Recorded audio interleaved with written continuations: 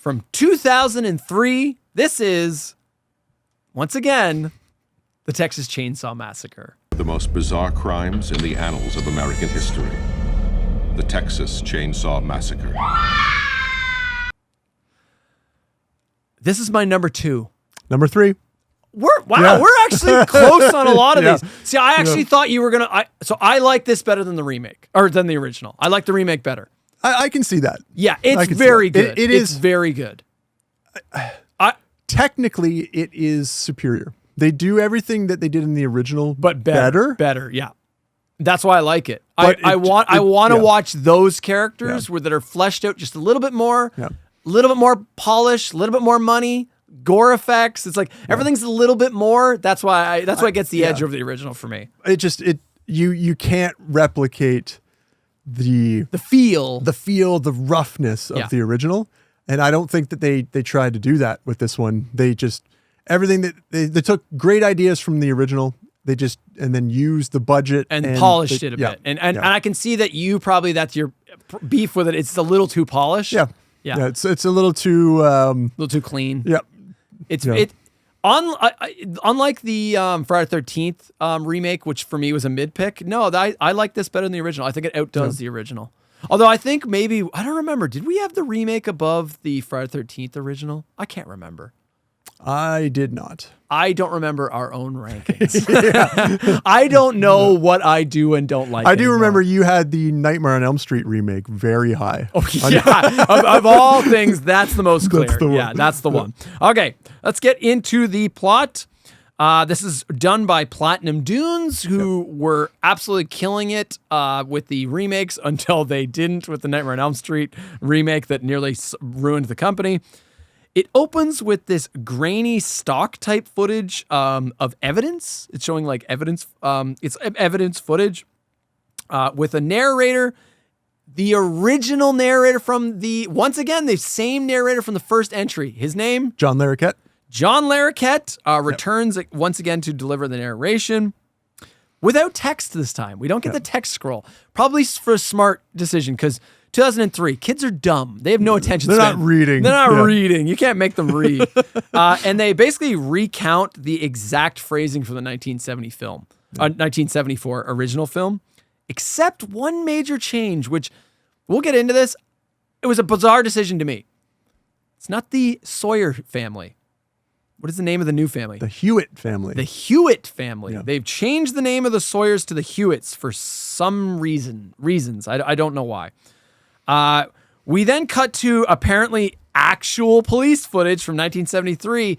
This is supposed to be like cops or footage the cops took while they were going to the crime scene from the aftermath of the original. Yep.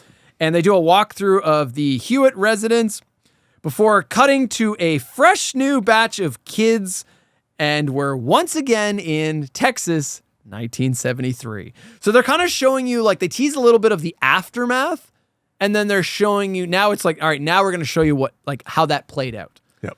That was a good way of doing it. I like that. That worked. Again, interesting opening credits, interesting way of doing the narrator. They recontextually, we get this little footage of the cops, and like, there's no point in pretending what's going to happen here. So, give them a bit of a tease without showing them how it happened. They're trying. They're trying. It's good. Yeah.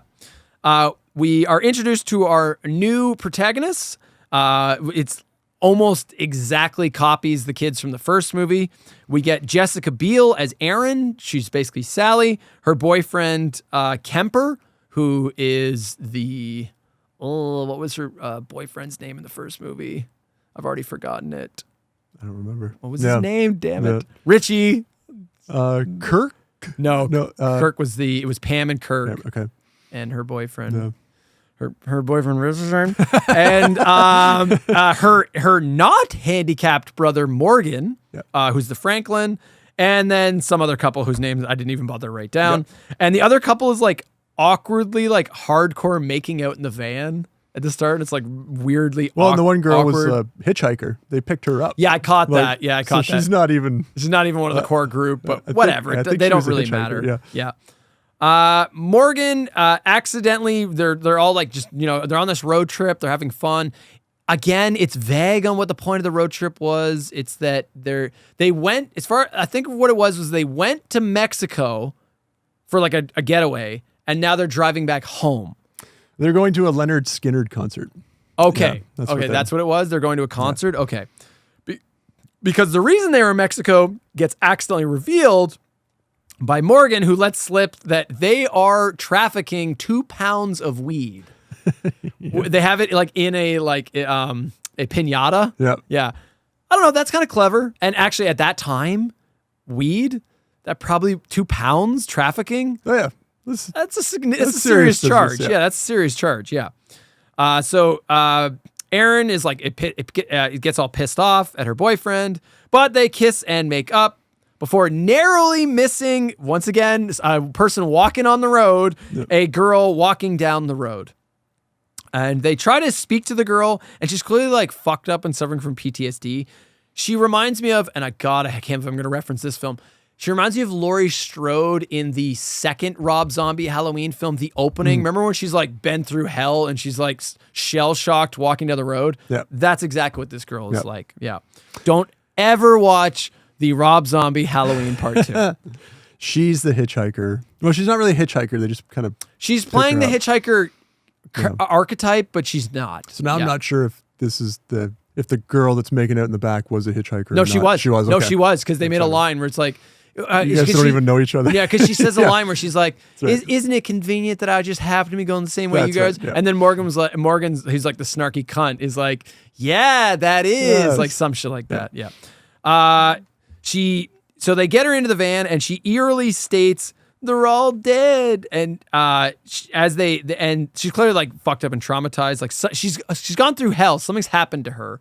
They then pass a meat processing plant, and she begins freaking out, and she cries out that she won't go back there. And they're like, what is happening? Like, they're trying to understand what's happening. And she's like, he's a bad man. You're going the wrong way or something. Yeah. She has she lets out like just this eerie, ominous line talking about referring to someone is a bad man. Yep. Someone is a bad... Actually, on your side, someone is a bad man. Or maybe it's the other bad men in the movie. There's a few of them. Yep. She then eerily warns the group that they're all going to die before pulling a revolver out of her cooch. Yeah. Was that actually the implication? Because she pulls it out of her crotch, and it's like covered in blood. I mean, she's walking around. She's not holding it. I know, right. And she's wearing like a sundress. So unless like it's...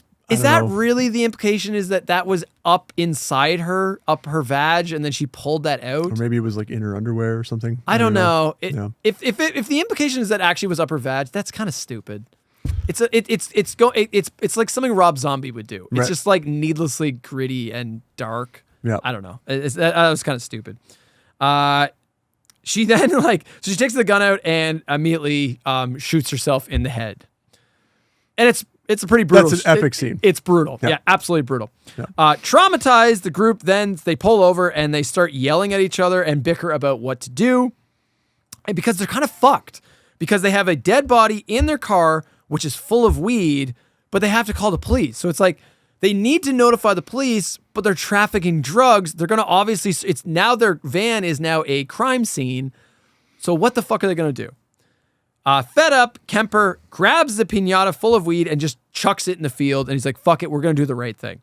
They drive off down the road and stop at a gas station. Yeah. Again, I'm not faulting this movie for following the formula, though, because this is a remake. It's meant to hit the beats. It does do enough different, though, that it distinguishes itself. We'll get to those when they come up. They stop at the gas station where an old lady is mending the station. She's being as unhelpful as possible. And she's just like this miserable old bitch.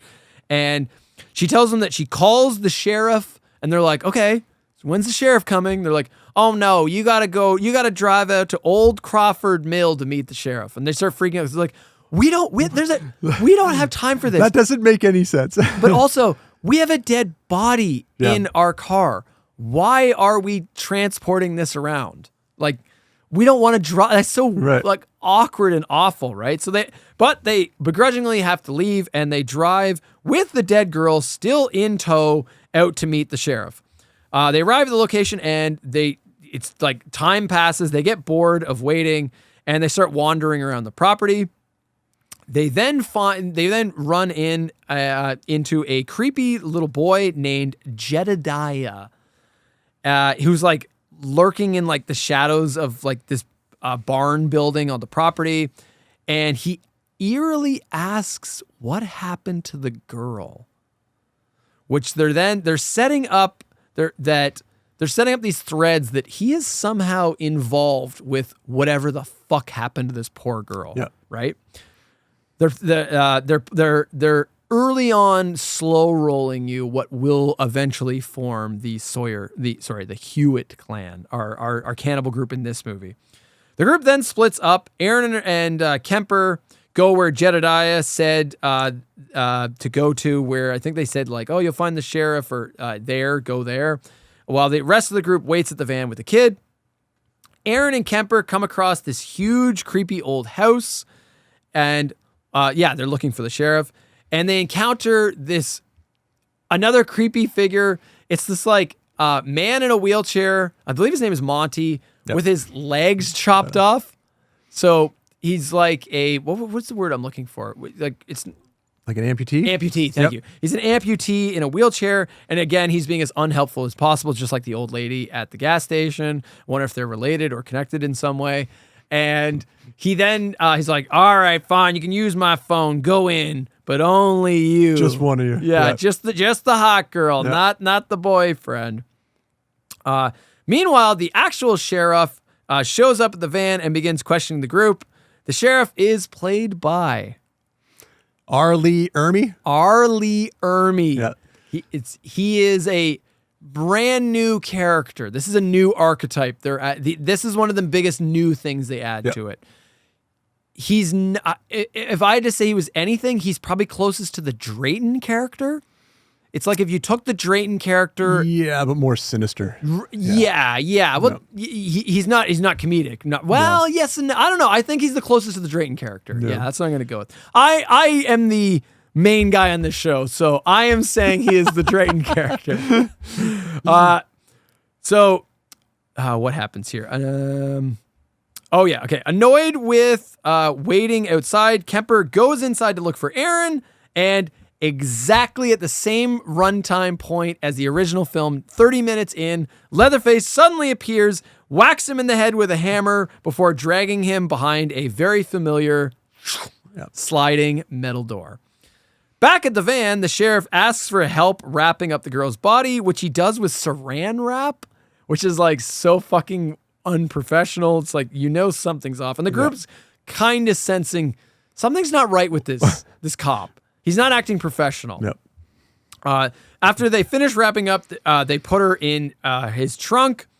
Unable to find Kemper, Aaron returns to the van, and they go off to look for him. And they randomly find this old car. And it's like, I didn't mention this in the first movie, but one of the things they find is the junkyard, the graveyard of cars, which that is such great little detail that adds so much lore. It's like, they have been doing this for years. They are abducting, murdering these poor souls that have just lost their way off these county roads and just making them disappear forever. So they find this car graveyard, and inside one of the cars, why they coincidentally look in one of the cars, who knows, they find a jar of like water, and inside the water is like a photo of the traumatized girl that killed herself earlier in the movie. Yeah. So they know something's up now. Something weird, something hinky's going on. Fearing something happened to Kemper, they return to the creepy old house to look for him. The old man catches them snooping around his house and summons Leatherface by banging his cane on the floor. We then get our first full money shot of Leatherface, chainsaw and all. And we get this great little chase scene through a mile of sheets that are just hanging outside the house. I know how much you love the miles of sheets, the convenient sheets. Hey, Michael, Halloween did it, buddy. Yep. So this is the one and only time they did it in the Texas Chainsaw movies too. And the one guy whose name I don't remember, he gets captured and he gets his leg chopped off, but Aaron escapes. Erin runs back to the van and she tries to peel off, but the car won't start. The sheriff then randomly shows up again and he finds a joint on them, and this causes him to like snap and go off and start questioning them. Yep. And he starts like all of a sudden getting mean and ordering them around. He like tells them to get on the ground and spread it, and starts like barking at them. And he unloads his gun a few times just to intimidate and scare them, like shooting them up by their heads. Right? Yeah. And it's like this really tense moment. And he grabs Morgan and like, because he's like, something doesn't sit here right. He's like, I don't believe your story. He's like, see, I don't think the angle lines up. Yeah. And he's clearly just like fucking with and torturing these people. And he makes Morgan, he like marches them into the van, and he like puts a gun in Morgan's hand and forces Morgan to like put it in his mouth. To like reenact what the girl did. Yeah. And like Morgan's like, frustrated and by this whole situation, this fucked up situation, he turns the gun on the sheriff and pulls the trigger, but click, click, click, no bullets. And then, of course, the sheriff freaks out and grabs Morgan and throws him in the back of his cruiser, and they peel off. He then radios to someone unseen to go back to the mill and get the two girls, revealing he too is one of the killers. Yep. This is the first time they officially, it's like, oh, okay, this is a larger operation. You knew he was a bad guy, but you didn't know that he was involved with what was happening. And what follows is Erin and her friends desperately trying to escape this large group of sadistic killers. Yep. It's a good remake. Yeah. It's a good one. You know, we talked about, when we did the Child's Play Chucky show, you really liked the remake, the Mark Hamill remake. I didn't like that one as much. Yep. And I think the biggest thing that we came to blows about is that I don't like when they remake these but don't keep enough of the original to keep those threads going. And I felt like this one did a great job of balancing that. There's a number of new points, right? The sheriff is one of them, right? But there's enough throwbacks to the original to keep that connection alive. Oh yeah, right? We got group, hitchhiker, cast of a gas station scene. They redo some of the scenes, but not to the point where you're just watching the same thing over again. Right? Yeah, there's like they do the hammer blow and then he disappears behind the metal gate. But like, other than that, there's not a ton of homage shots, which I like. It's not as You got you've got a. They pick up somebody on the way that's not quite right, but it's a different. Yeah, see, they tweak it a little bit. Yeah, it's subvert your expectations. Yeah. How did you feel about the decision to keep it in the 70s? Because that's a decision. Yeah. Like, this is 2003. This could have been just a full-on remake, but it's a remake that happens in 2003. It's like, why not? Yeah. I don't know. How did you feel about that choice? I don't think it was necessary. Yeah. And it's like you said, they all just look like hot chicks from the early 2000s. They don't. No one looks like they're from the 70s in this movie. No. I mean, the only thing I can think of is that they felt that trying to modernize it, but also keep this off the beaten path just might have been too tough. They're like, the world's too connected. Like they can't have cell phones because then that just makes it too easy. That's literally what I wrote down was like, it seems like the only decision was just so that it's believable that these people could just disappear. Yeah, right. Because otherwise it's like you're too accountable. Your phone is tracked and and we're going to get to the further entries. Almost none of them are modern. Yeah. These movies love to stay in the past because they want exactly what you just said. They want to keep you isolated in the middle of nowhere where you don't have a GPS signal that can just go beep, beep, beep, beep to the authorities. It'd be too hard to do that in a current setting. So yeah, you're right. Like, if you're going to do that, you got to make your characters look authentic. They didn't. I don't think they cared. Who cares? Yeah. I don't know, whatever. They're all hot. That's all that matters. Yeah. Some more positives. The gore and violence is fucking cranked up in this one, buddy. Yep. Up to this point, I would say this is probably the goriest the franchise got. It's probably this one or close to. Up until this point. Yeah, up until this point or close to. Like we get the girl who shoots herself. that's a pretty brutal like headshot. It's played very like it's a good effect. The leg getting lopped off when he's running, that was pretty brutal. That was a good effect. R. Lee Ermey, when he's got Morgan in the back and he's just like driving and then he just grabs his bottle and just smashes right in the face. Oh, and then he spits out his teeth. Yeah.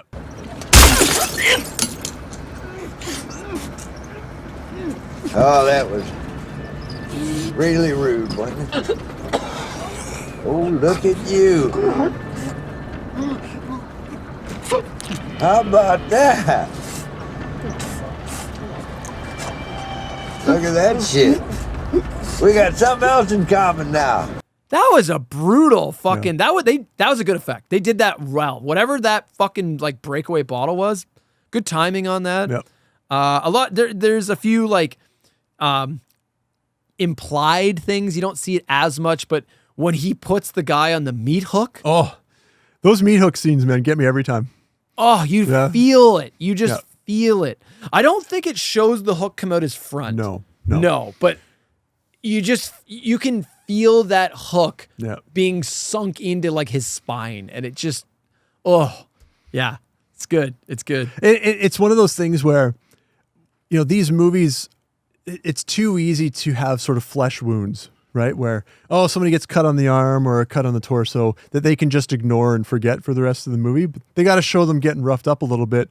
But something like that is unforgettable and is going to leave lasting damage. Like, I don't know how these people would expect to come off the hook and run away and survive. I mean, I guess sometimes they do, but oh man. Yeah, every time you see them and they always, sort of thunk them onto the hook, you can feel that. I made a note, like every single time I see one of those scenes, it gets me. It's a good effect. It works really well. Let's talk about the Hewitts, because they're a hell of a lot. They're similar, but a hell of a lot different than the Sawyers. Yeah, you can't really with the teenage kids. You can kind of match them pretty easily to who they are. Compared to the original. Harder with the Hewitts versus the Sawyers. Like obviously Leatherface is Leatherface, but like the thing I like about I'll just roll call real quick. We've got the old lady who's kind of like the mama character, who the closest you could get would be the mama character in part 3. So they brought that character back. I like it. I like that there's a matriarch of the family. Yeah. That works for me. We get another child returns. Jedediah. So we got a little boy again.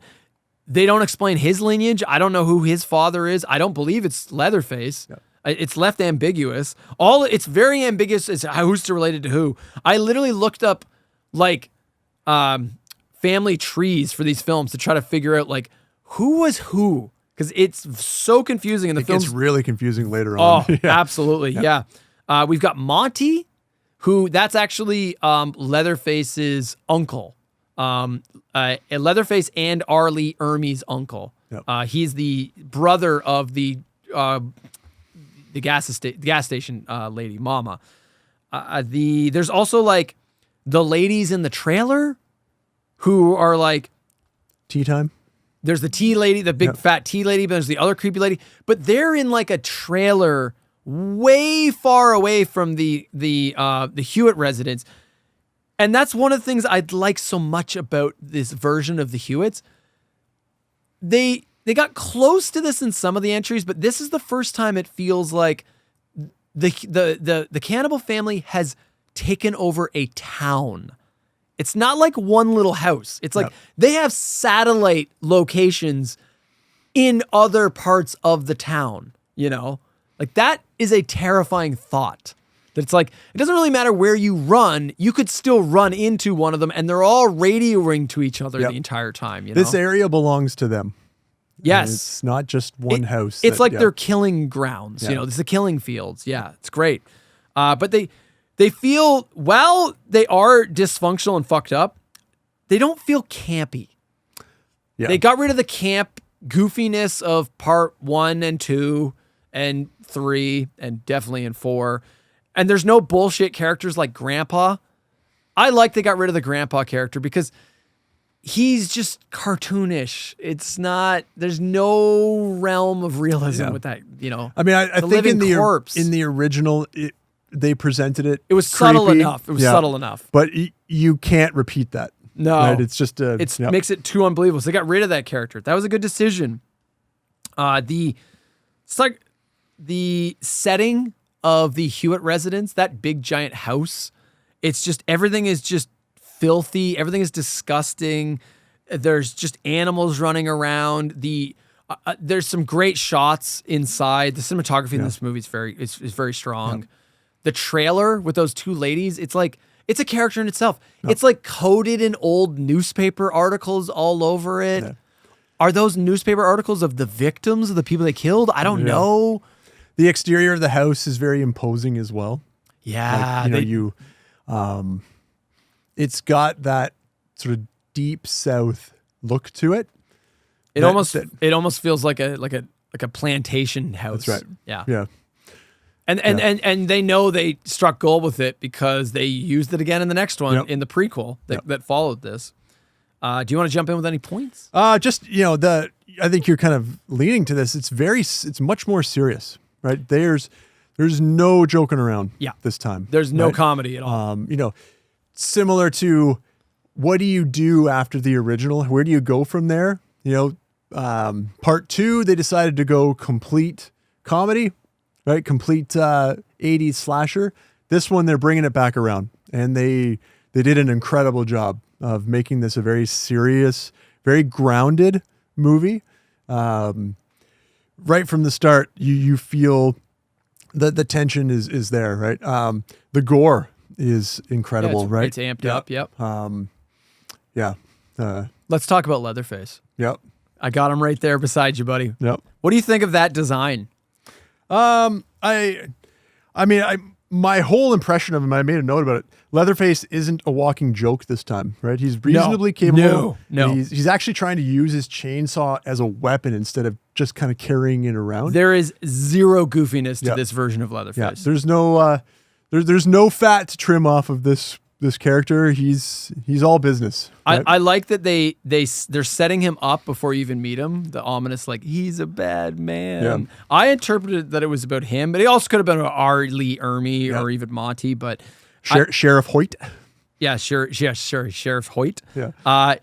He's a beefy, thick boy. Yeah. He's just like this hulking, intimidating figure. He's actually played by the same actor who played Zangief in the live-action Street Fighter film. Did you know that? Yeah. I forget his name. Do you have it written down? It's like R. He's a weird name. It's like R.A. Malachive or something. It'll come to me. Sure. He was in a movie called The Program as well. Oh, I didn't know that. It's a football movie. Obviously, he played a football player. Okay. Yeah. The one with James Caan. Yeah. I think that was the one he was in. I'm not. So I actually have I have a little con story about him. Oh, okay. I'm not going to get too into this, but I went to a con with him, and I was a fan of the remake, and he was doing a Q&A. He was clearly under the influence of something during the Q&A. He was slurring his words, and he was nodding his head like this. It was like Stranger Than Fiction. It was the weirdest thing ever. I recorded this. Somewhere I have these recordings. I don't know that I'm going to play. I was gonna say, could you add some? Yeah, I don't know that I'm going to do it. I might. We'll see. If I don't, you'll get them. Maybe I'll upload them to the channel as its own thing. It's a fucking show, man. Wow. He was like, yeah, just, playing Leatherface, people can't do what the fuck I did, You're sure he wasn't just tired and having to do this every weekend? It was, the whole room was uncomfortable. Wow. Everybody was like, is this really happening? Leatherface, such an iconic horror character. Do you have any hesitation about taking that role, with the weight behind it? Because I've seen interviews with Kane Hodder, and he was really... So no... Push limits. My central nervous system, muscular failure, VO2 max, universal fucking soldier.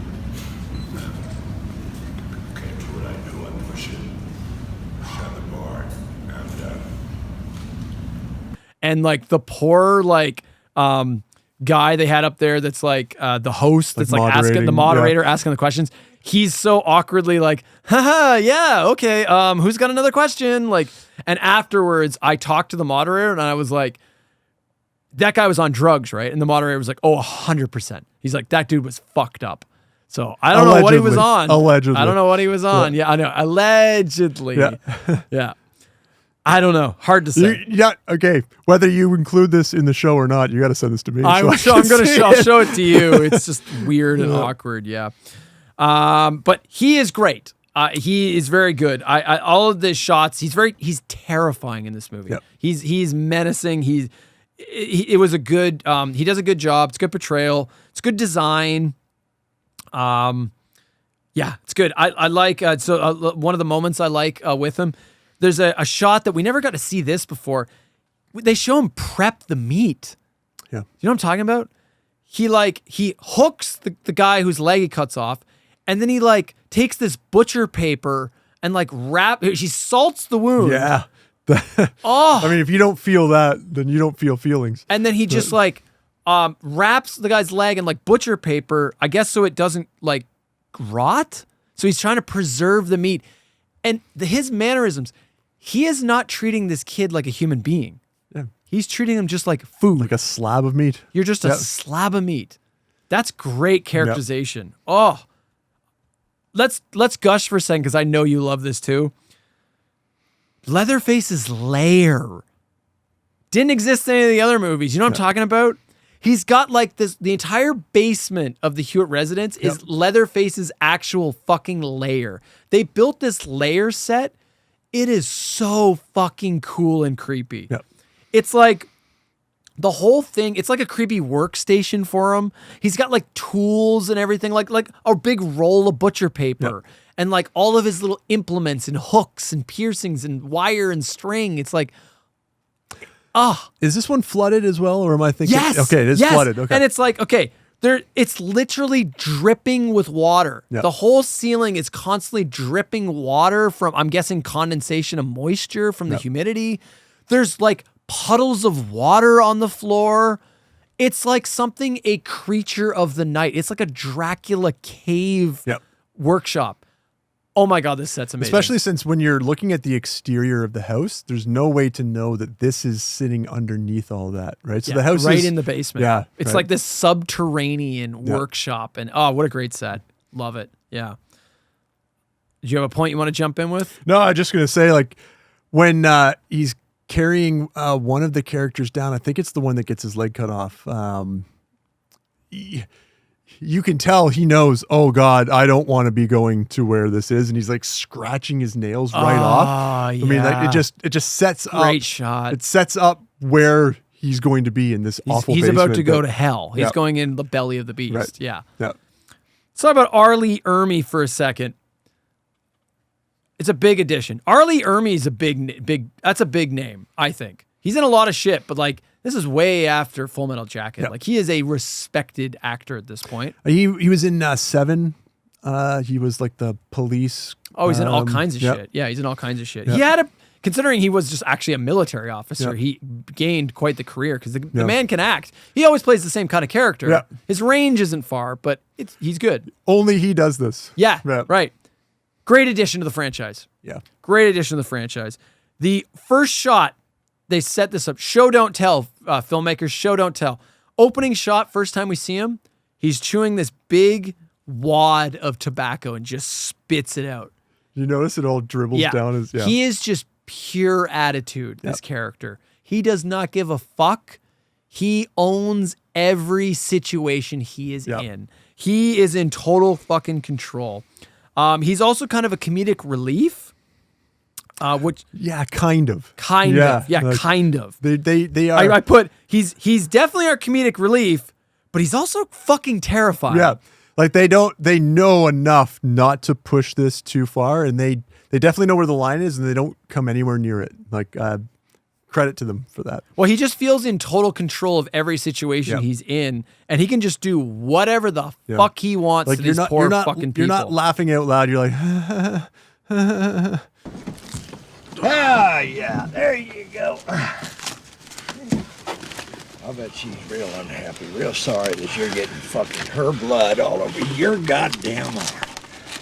You know, back when I was a young patrolman, I used to love wrapping up these young honeys. Yeah, I bet you did. Yeah, it caught me a little bit of a feel every now and then, you know. Oh, look at that. It's kind of wet down there. What you boys been doing with this dead body anyway? It's very, yeah. To me, he feels like a reinvented version of Drayton. I'm going to compare it to that. Yeah. It feels like Drayton, if Drayton was way more menacing and intimidating and they made him a cop. And that's a big decision. Drayton always seemed to have like a little bit of incompetence, though. Yes. Like he's trying to corral these bumbling idiots, but he's also a bumbling idiot. He's also kind of a bumbling idiot, yeah. You know, Hoyt does not, you don't get the sense from this character that there's no bumbling idiot with him. Maybe she was a bit more in the middle. Well, maybe you ought to move a little more over to the middle. But what, are you afraid of a little blood? Get the fuck over there! The fact that they make him a cop is also terrifying. Trusted figure. Well, that's exactly it. Yeah. It's like it subverts your expectations where the kids, they see the sheriff and they're like, okay, he's going to take us out of this awful situation we're in. But he doesn't. And he acts all fucked up. But he's law enforcement. So they have to comply with everything he says. Like, he's the voice of authority. He is an authority figure. You have to do what he's saying. Yep. That's terrifying. The thought of like a serial killer cop, that's a horrifying notion. When who's the character? Is it the name Sean that pulls the trigger? Oh, Morgan. Morgan pulls the trigger on him. It gives you that elevated sense of because not only is he's not just fighting back against this attacker. That's a cop. You just now pulled lawful a gun on authority, right? And you've tried to kill it. Yeah. It's great. Yep. Any other last points you want to add? Let me just go through here. Well, I have one more quick. Oh, no, go ahead. You don't know how to hotwire a car. Okay, I don't care who you are. You don't know how to do it. And Jessica Biel does it twice in this movie. Stop with this. Like, filmmakers, stop with this. Like, I would much rather that you just left the keys in the car. Or they found the car, or they found the keys. Like, stop with this. Nobody knows how to do this. I don't know how to hotwire a car. I'm fairly certain you don't know how to hotwire. You don't know the dark background I had. I grew up on the streets, man. I don't know.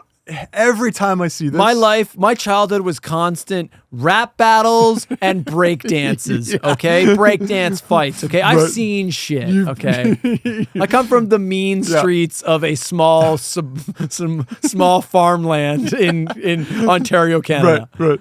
I don't know. Like you always give me a hard time about nitpicking, my nitpicking and my quibbles. This is definitely a big nitpick. Like, sure. It's just stop. Like there's got to be a better way to do this. Like. Other than, luckily I know how to put the wires together. I know how to expose the wire. No, you don't. You don't know how to do it. Stop it. Okay. Yeah. Well, speaking of Aaron, my biggest nitpick in this movie. No, sorry, my biggest Sorry, I almost caught. When I do this criticism, you nitpick. That's right. My biggest criticism. The whole Aaron and the baby shit. That should have just been cut out of the film. I mean, like right at the end there, where she's. Well, okay, so they set this up where like, okay, so the woman in the beginning of the movie who offs herself, right? Yep. Later on, they find her photo in that weird glass jar, right? Then later on, when Erin goes, she seeks refuge with the two creepy women in the trailer, right? Yeah. And she sees a family photo, and I had to rewind this like 8 times because they don't hang on the photo quite long enough, and you don't quite. I couldn't figure out what was happening. What's the significance? Yeah. So, in case anyone else was confused, the photo they found of her in the jar of water, that is a family photo that has the hitchhiker girl that they pick up at the beginning of the movie. It's hard to recognize her at first, though, because she's not all haggard and she's like smiling and happy. Yep. And on top of that, she's not even in the front of the shot. She's like on the background of the family. It's like her mom and dad are in the front. The implication is that that's who was massacred, was her entire family was killed. She is the survivor of that. Right. The same photo is then found by Aaron in the trailer with the two creepy creepy women in it. One of the creepy women's holding a baby who Aaron thinks this is so stupid. She immediately jumps to the conclusion that is the same baby in the family photo I just shot. It's like, or that I just looked at. So you stole that baby. And not your baby. Because she has that thing where she's like, that's not your baby. You stole him. You stole that baby. But it's like, what are you basing that on? How do you know that?